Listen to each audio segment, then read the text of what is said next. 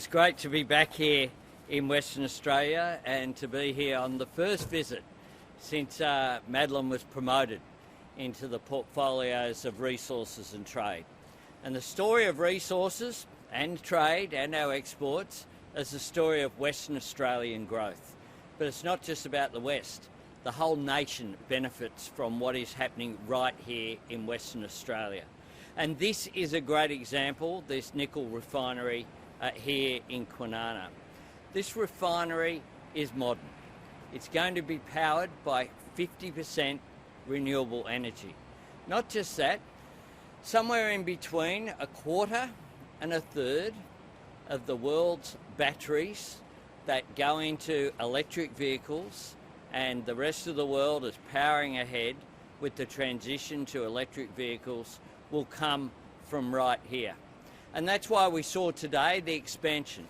The expansion means extra jobs. And this is quite a unique story here as well, because the company goes from digging rocks up out of the ground all the way through to production. And that is quite an exciting prospect. There's already around about 3,000 jobs dependent upon this refinery here right through the processes. And that's producing great income for Australia. Kwinana is certainly looking towards the future, and this is a great example of it.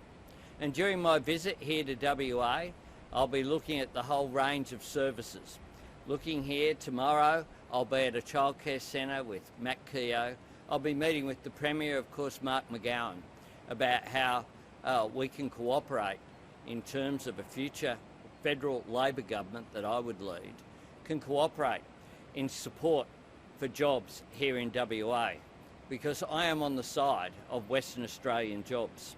I have a track record in the West of the largest ever road project, Gateway WA, being done on my watch, of the Perth City Link project, of projects right throughout regional WA as well.